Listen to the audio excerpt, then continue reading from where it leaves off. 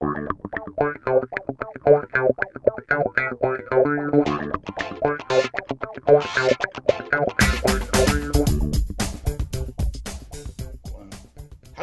welcome back to Comic-Jutsu. Today I'm pleased to be joined by special guest Phil K.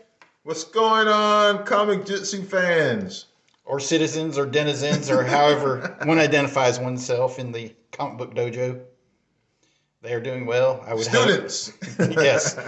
I initially said I don't want to call them students, so that's how we wound up with denizens, because you have to be a denizen in order to go digging through back issue boxes and suffering through conventions with other fans and whatnot. It takes a true denizen of the Comic Book Dojo. Speaking of which, we are back to break down not a fight style, but a fight scene this week in the Comic Book Dojo. I'm JT McRoberts, by the way, and hopefully you're watching this as a part 3 to the series of videos that we've done. The first one being where we broke down Batman's style by way of Neil Adams, and then Deathstroke's style where he battled the Teen Titans in that classic series of Teen Titans issues. So this should be a good part 3 follow-up for that. Now you've had a short look at both styles. The long and the short we got out of Batman, for those who are watching this first, okay, was that strong in boxing, okay, and then possibly jiu-jitsu, just the classical jiu-jitsu to back it up with just all the essentials, you know, Gotcha. Throws, locks, blocks, chokeholds, all that. Weapon work. Yes. In terms of Deathstroke in his battle with Teen Titans, I was actually I was surprised to see that he primarily relies on ranged weaponry. It's superior firepower at range against superpowered opponents. So we're talking about a different philosophical approach to the tactical battle there. Right. Makes sense. Got Starfire, you don't want to go, you got to think about range. And somebody who's endlessly shooting energy bolts at you, Or even if you think about it, someone like dangerous, like Beast Boy or Changeling, as I call him. Yes. He would, you want some range, you don't know what he's going to turn into. Yeah, because of all the animal capabilities that he has. Right. And it was funny, in the Neil Adams issue, Batman uses the guard on a leopard. Batman was his throat ripped out. It was interesting. It was pretty interesting breakdown. But it is worth noting, I always like to go to the official source. So I go back to the Who's Who series. This is the update here because it has Slade, Deathstroke the Terminator in it. But in Batman's entry, they talk about him being a master of all forms of unarmed combat. Just all. So, Kali, Krav Maga, karate, boxing. Everything. Yes. I guess even that yellow sash stuff where he like projects his key. They haven't quite tapped into that for the Batman series yet. There might be an opening there. All forms of combat. All forms of combat, yes. Now in Deathstroke's Who's Who entry here, they say he is a master of unarmed combat. They don't go so far as to say all forms, just unarmed combat, that he's had military training and training in military weaponry and trained to kill, as he will often tell his opponents that he is trained to kill.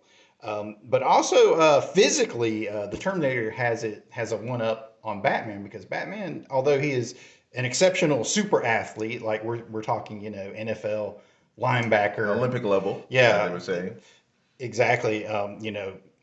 Amazing strength, speed, agility, all those things.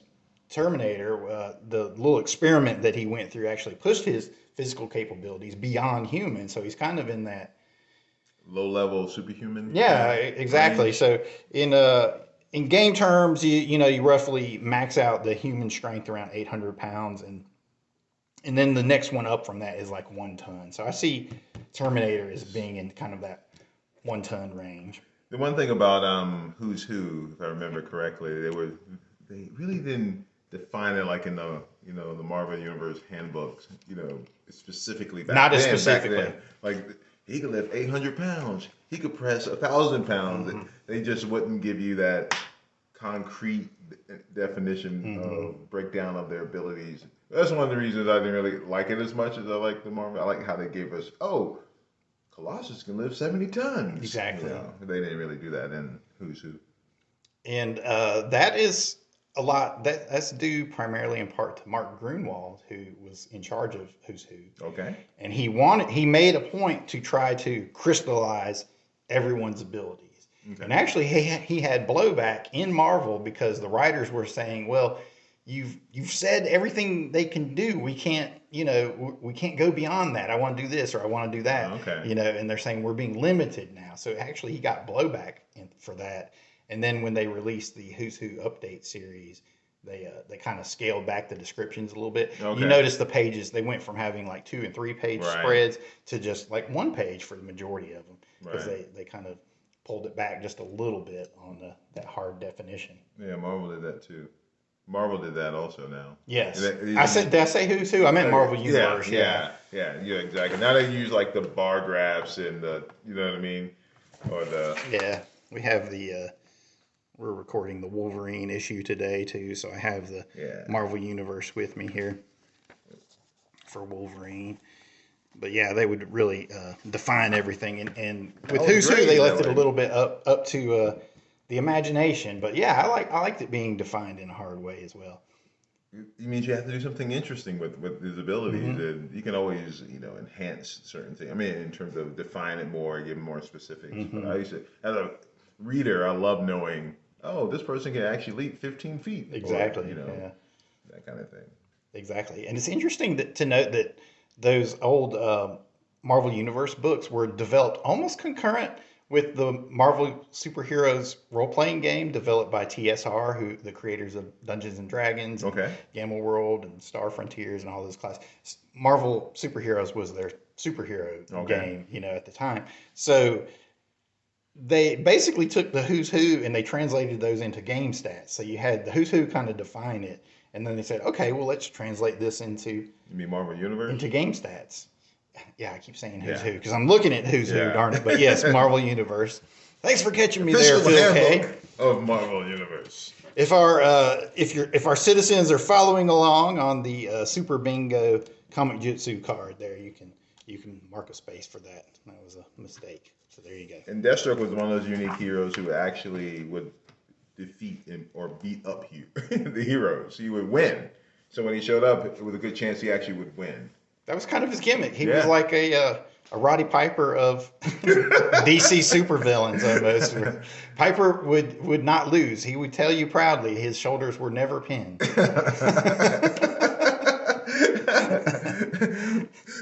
Gene. So that's Deathstroke's gimmick. Now let's be honest. The reason I bought this series when it came out were for the Mike Zeck covers. I mean, let's be honest. Mike Zeck was killing these covers, man. Yeah, they were fantastic. I actually, I yearned to see what he would have done with the interior art on this series, but he had pretty much just moved into being a cover artist at this point in his career. I bought all of these issues, but man, when I was going back and revisiting this to read this book, number one, I could not find the issues around it. I know I have them, but I've become so disinterested in them over the years. They've sunk their way into the bottom of my comic boxes. Like I can't even get to them, And number two, as I was reading it, I just thought man, this story is not interesting at all. Not in the slightest.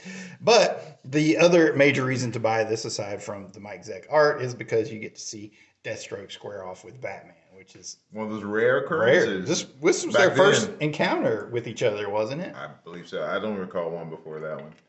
Because before them...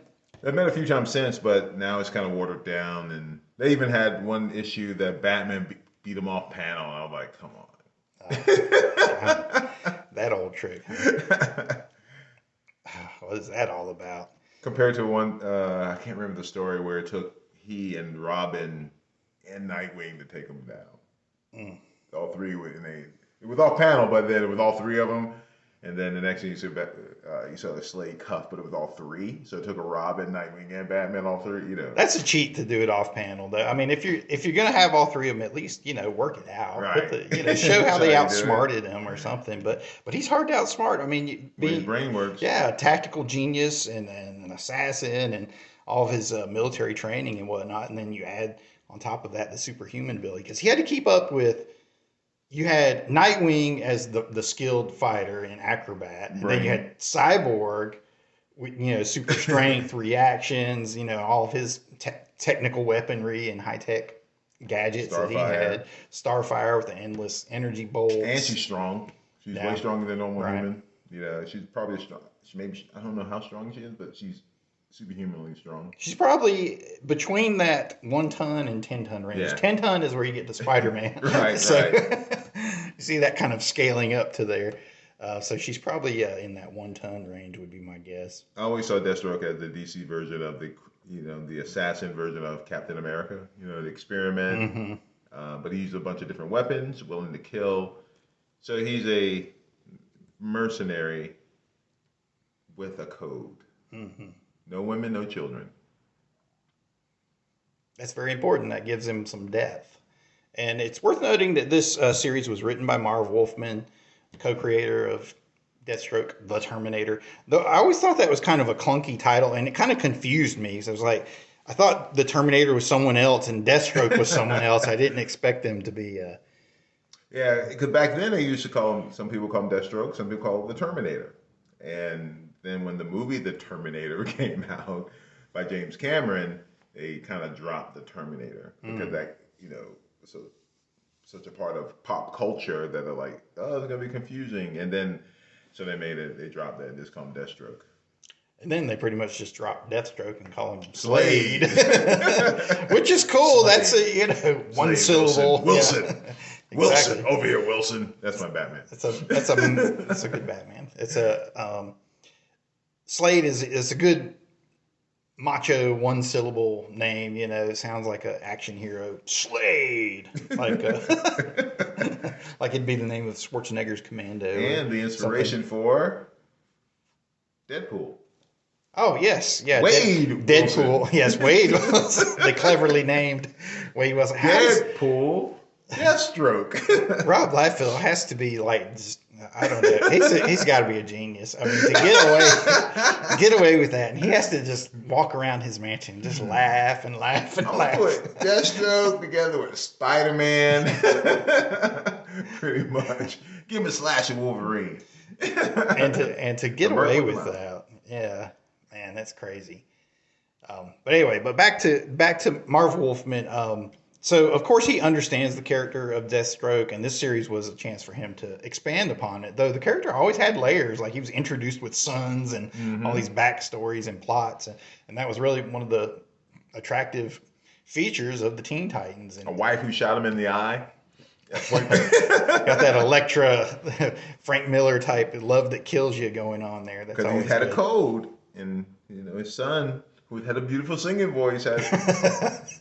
the number 2 assassin had his son, and then he wanted to know who sent someone to hire him, and Deathstroke wouldn't let him know who ordered the contract, so he goes to cut his throat to kill his son, but Deathstroke reacted, but was fast enough to keep him from dying, but it cut his vocal cords, so Jericho couldn't speak, and so when his wife finds out about that he's Deathstroke, or she didn't know, she tries to kill him, and shoots at him at point blank range, but his superhuman reflexes, he dodges enough that it only takes out his eye.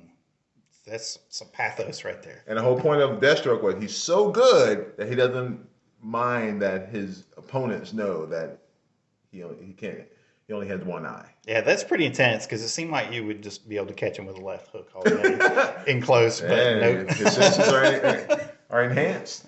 90%. What did I say? 90% of use of his brain. Mm-hmm. That's what the experiment did, and so it gave him a partial healing factor, increased speed, strength, reflexes, balance. Captain America. Did they ever do a story with him being like a Manchurian candidate, like a sleeper agent, like a Winter Soldier or anything? Because that origin really just lends itself right to that.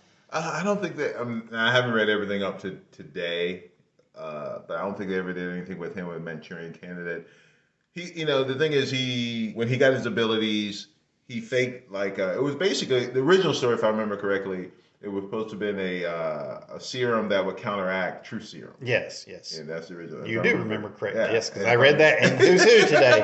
Not Marvel Universe, but they kind of Who's Who. changed it since then, but basically, and then he basically had a seizure and went on within a catatonic state, and then when he woke, he had these abilities, but he kept it secret, and then became the secret assassin.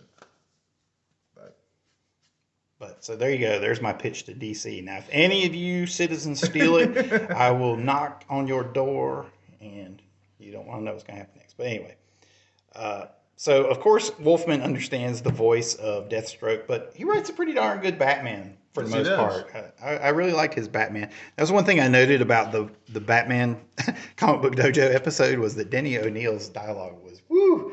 I'll just say this, Daddy-O. It was a little harsh on the ears at times. But there's a lot of Daddy-O's. There was that kind of hip slang that just didn't quite feel right.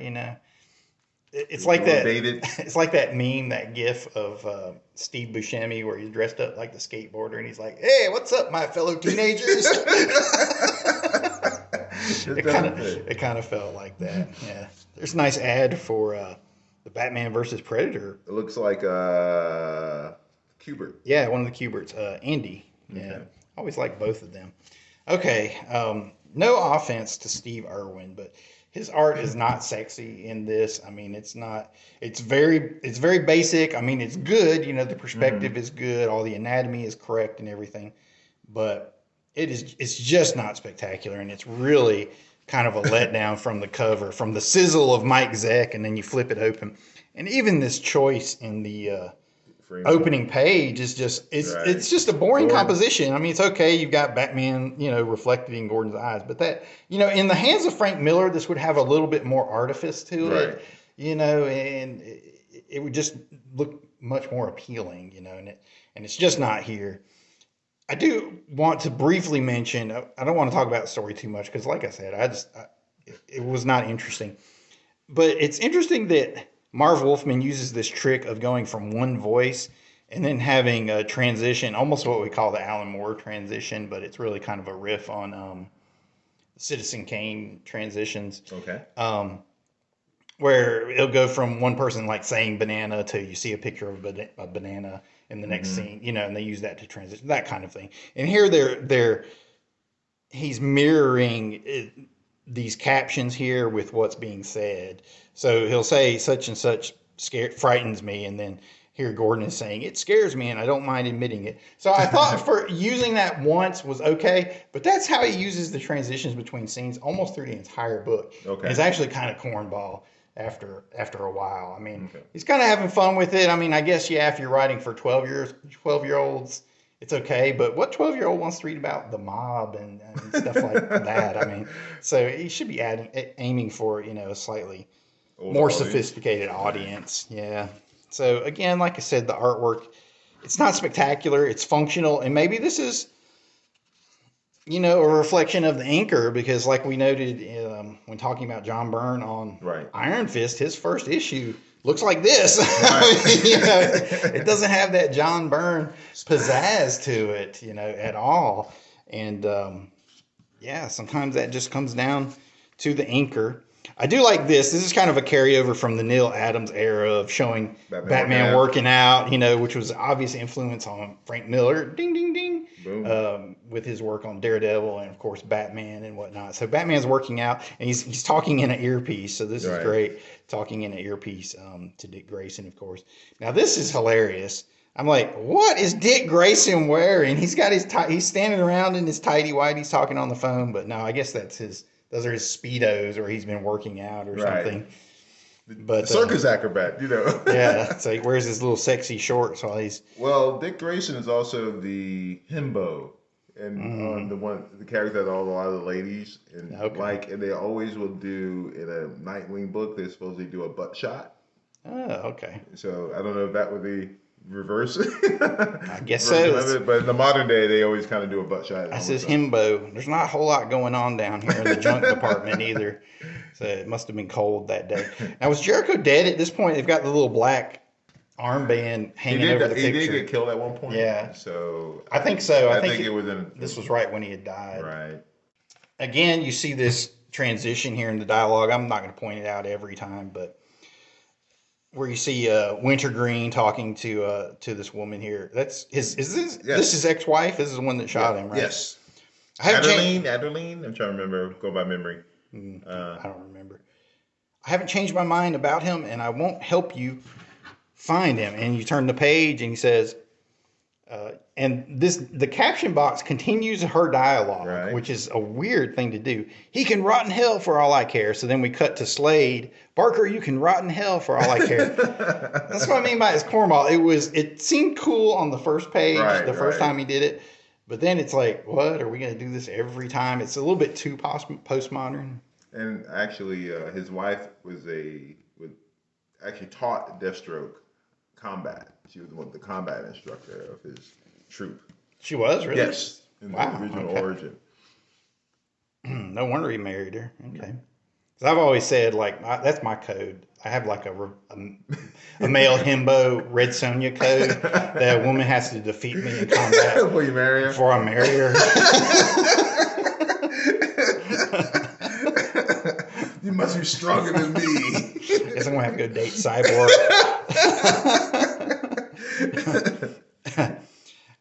How sick is that Batman Dracula Kelly Jones? Oh yeah. Black and white with just the red accenting it, man. So you've got there's some kind of plot here where he is defending a guy against the mob or something to that effect. That's what this whole storyline is about. And then Batman gets pulled into it because Deathstroke is in his city. He's in Gotham. Get out of my city, Slade. So Deathstroke is doing his whole Punisher routine. And here again, man, this would have been so great to see Mike Zeck on this. Or John Romita Jr., man. Think about his run on Punisher. Right. And apply that to this. I mean, that would have been really fantastic. One thing I've got to say is, even though the art is not spectacular, Steve Irwin does a good job rendering Deathstroke's costume. And his costume is one of those things, it's like a pirate outfit. Buccaneer boots? Yeah, it's like, if you get it right, it just looks cool. Right, but you got the Buccaneer boots, man. It just looks cool. It's hard to mess up any dude that wears chainmail. I mean, definitely have to say that. So you have Batman is doing his detective thing. Now, this guy is one of Slade's informants or something, isn't that right? And Batman corners him. And I like this. Wolfman has him kind of like intimidating him with the batarang, but he uses it to destroy his computers. And since this is his guy in the chair, he doesn't want his computers destroyed. So like, no, don't destroy my computers. But that's all great characterization for Batman. I mean, you could totally see that as Batman. Now, of course, Mike, sorry to say Mike Zeck, but Zack Snyder's Batman, probably would try to cut his balls off or something. Like, burn him. Yeah. I'm going to brand him. Something to that effect. Now, this was interesting. I noticed this on my reread. This is on Christmas. So add this to your list of Christmas books you can pull out every year, along with the Lobo Paramilitary Christmas Special. You can also add Deathstroke number 7 and the City of Assassins storyline to read on your Christmas. So there you go. Here's Gordon.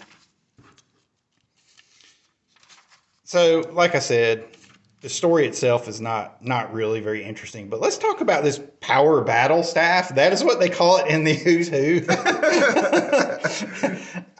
I would have named it more the battle power staff, but I don't know. Power battle staff seems to work. So in Teen Titans, that staff does everything. It is like Cyclops in a can. It's like actually, think about it. Classic type. That's his quintessential weapon. I mean, he has a sword, and then but if that's his classical, his classic weapon. It's pretty much all he used in that one fight with the Teen Titans, and he just shoots and shoots and shoots over and over with it and repositions. But here he's using it like the batarang with the swing line on it. So it must have more than one function. So it's got a grapple on one end, and it's got the power battle blast on the other. Batman here watching him.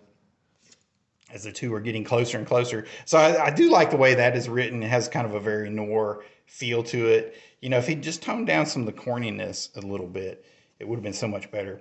But I love this. This is a nice, just mixing up the panels there as Slade comes smashing through the window. And I like the use of the after images. You know, we saw that in Daredevil with Frank Miller, and then, you know, we'll see it with like The Flash and some of his artists where you want to show him doing multiple actions. Plus, he's super fast, so you got to convey his speed. Because the thing about Deathstroke, he's big, but he's fast. Like Captain America, you know.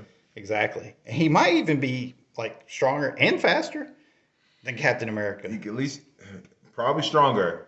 You can argue it's hard to tell because they don't define it. You know how fast he is. You know, Captain America. Even say, well, I think Cap's reflex was 10 times that of an average human or average man. But you know, but we don't know it. Then they don't really define Deathstroke so much. I like that the artist just keeps things moving in this fight scene. That's one thing I always say is that you don't have to have like technical perfection.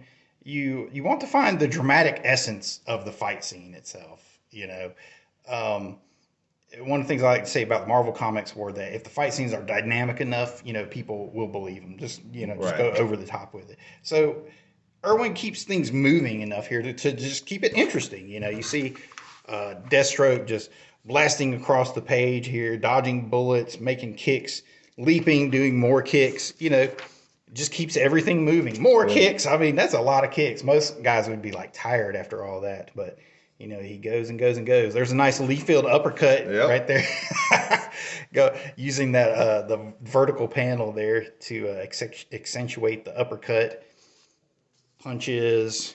All kinds of stuff going on. Now, this is actually an interesting he's got a little bit of an immobilization and an arm lock here. And the flow is a little bit odd, so you have to read this from here to here to here, and then down to here. So they kind of try to use the panel border to point you that way. This panel's on top of that one. So. Yeah, but that is that's kind of makes for an odd tangent. Because it goes from here, and you can tell with the paneling here, it shows you the direction. Yeah, the captions overlap a little bit, but still a little bit confusing. But this is a nice piece, and again, I bet this would look better with a different inking style on it, and like some zips mixed in there or something. Heavy black, heavy inking there. Yeah, the lines are so thick. I like the use of where it fades into the negative space here, and you've got the positive on top of it. But he's doing the classic Batman, hang him outside the window there, and then man, what an uninspired pose! Yeah, put him down now. I mean, I don't know what he was going for. If he's just going for like naturalism, I mean, because that's what it looks like. It's almost like he threw something, like he threw a batarang at him. You see how the hand pose is almost like he threw a batarang. It is, but it's just, oh man, it just feels like such a waste of a splash page. Like, I mean, you'd like to see something much more dynamic and like coming in with a sidekick. Yeah, I mean, or even just the pose. I mean, this is just it's not threatening and. Not dynamic at all. You don't necessarily want to announce yourself to Deathstroke. You should come in fighting. You know what I mean? If you're going to fight him, you know? But at this point, Batman is trying to talk to him, so we'll give him that. Dangerous. He knows it. Yeah, he's like, I want to fight this dude. Maybe I can talk him down. I want to fight this dude if I don't have to. If I were a couple of rich guys. Exactly. If I were Bruce Wayne, I'd like get my credit card out. Like, hey, what do I have to pay you to like get you? Here's the code. Just leave Gotham. I'll double it. Exactly. That would be a short issue. But this is all good stuff. Yeah, Deathstroke's. He honors the contract, which is one of the reasons he fought the Titans, because he honored his son's contract. Which he originally, his son, Grant, had a contract. He wanted to always be like his father. The Ravager. Ravager. The Ravager. And so he ended up getting this power boost, but it ended up burning his system up and he ended up dying. And so Slade took on his contract, and his contract was to fight the Titans and kill the Titans. So that's why he went after the Titans. I'm not so sure he's on a contract here in this. I wish I had read the other issues, but they were too hard for me to find. But I think he's protecting a guy in this one. And he's like trying to make his way to whoever's given the order to go after this guy. But it's in Gotham, So it's causing problems for Batman. Wants to bring it all to an end. And so here we go with this great the beginning of this great scene. And I love they don't just jump into it, and they don't cheat you. I mean, you get a payoff. You get a good, meaty, hard-hitting fight scene. So here we go. 4 simple panels, gives it a little bit of a slant to kick the action off. So it's nice use there. And then boom. On the ledge, on the building, you know? Yeah, this is probably the technique that Batman should stick to, like using his swinging and stuff, you know? Right. Try to just stay away from him as much as possible, you know, because he's so fast. But look at this. Holding the staff in just one hand, he's going to pull himself back up on the ledge. Yeah. Dude is seriously strong and agile. But here we go. Good stuff, you know. Start out with a staff attack. And again, I mean, all of this stuff, you know, I mean, I'm sure there could be technical elements to it, but it keeps moving. You've got good blocks here. This is almost even resembles a collie rooftop block. Right. Batman coming back with the reverse punch there, yeah. And you've got multiple actions in each frame. You know, you've got Deathstroke is blocking the attack, and then Batman goes for an immobilization and disarm, and Deathstroke just uses the pure strength to just whip him over. Nice sound effect. Whip. And Batman reverses him. Because like they say in jiu-jitsu, if you have good clinch, you have good jiu-jitsu. He doesn't let go, reverses him. And according to our first reading, Batman is jiu-jitsu. Yes. All forms of martial arts. Every martial art known to man. All. You're the master, not just know him. Exactly. And so here we see Slade go to his tried and true, using his power battle staff to go to long range, and Batman decides to close in on him. Interesting choice against somebody bigger and stronger and faster. I got the wrestling mercy. Yeah. But here we go. He uses his swing, and see, I think that's probably the element that he should have kept using to keep Deathstroke off balance. And then yes, we get into the Greco-Roman knuckle lock, as you may have seen from WrestleMania 6 between Hulk Hogan and the Ultimate Warrior. Hit with the heel kick, front kick. Comes up with a front kick to the jaw. Nice counter to that. And then look at this. Round kick. The liver kick, even. With Boss rooting proud. Yeah. Liver kick to the side. Follows up with the right cross. Dives at him again using his acrobatics and mobility. I always like the writing in here. Oh, yeah. No, you're good, Batman, but you're just an ordinary man. I've been enhanced. I'm stronger, faster, far more vicious. You've trained yourself to fight. I've trained myself to kill. Yep, and there's the major difference right there. And it's true. Though we modern Batman seems to have been associated with ninjutsu. So at this time, I don't think he was a ninja, but over the years, yeah, he would have been trained to kill as well. But he just doesn't do it. Yeah, he just doesn't do it. But great stuff here. So getting up from the ground with a nice mule kick, follows up with punches, kicks, just keeps moving. Good stuff here. Like Batman comes at him with a spinning back elbow, and he kicks at him at the back. Nice punch to the solar plexus there. Continues battering him, and boom, right into the mount even. Right down into the mount. So this is actually really interesting, because this was 2 years maybe before the first UFC, and anybody had even seen any sort of mount, which I don't guess we even saw until UFC number 2, really. Right. You know, to see a real mount. But yeah, so boom, you got Deathstroke just falls right into place and just batters Batman until he's unconscious, and that's something you almost never see. You see the blood all over his mask. And I like the as it gets closer and closer, and Deathstroke takes over the psychic space there. Kirby would have almost ended this like here with the real close up of the face and the intensity, rather than showing the aftermath, and left that maybe for the next page. But is it done? But no, yeah. So Deathstroke leaves thinking Batman is done, but he's regained his consciousness, comes back at him, still fighting. We see that fighting Batman spirit. I know. Wayne always gets up. Yep. And Deathstroke hits him with a spinning heel hook. His nice way to finish a groggy guy. That's right. Smashes him there into the bookcase.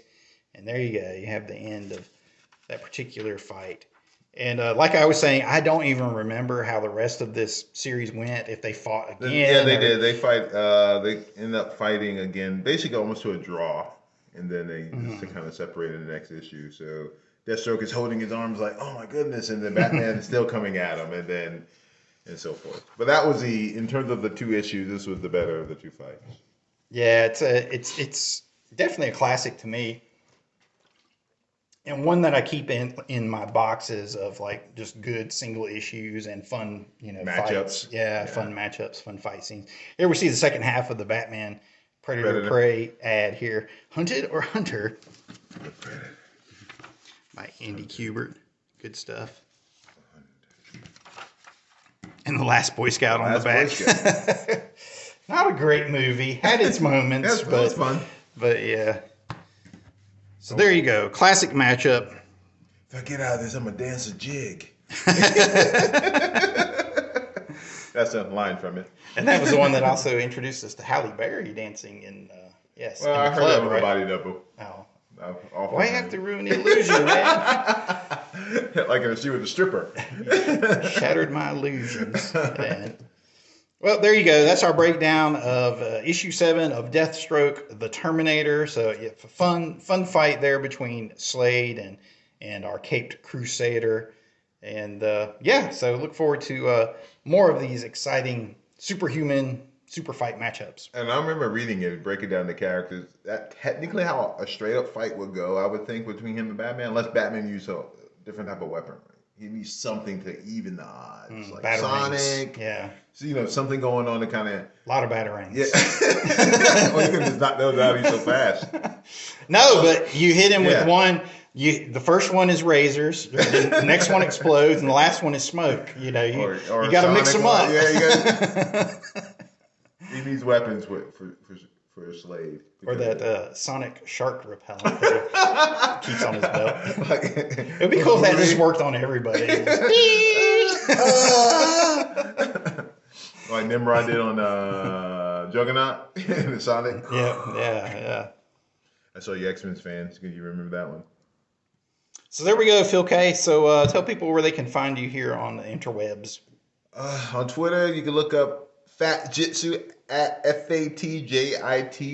Boom. It's down below right there if you look at the links. And of course, you can find all of my Twitter and Instagram and those other links down below. Of course, like and subscribe to this channel, like the video, and leave some comments below. Are there any other classic super fight scenarios that you'd like to see us break down? We'd like to hear them. Let us know down below. Thanks for watching, citizens. Mate.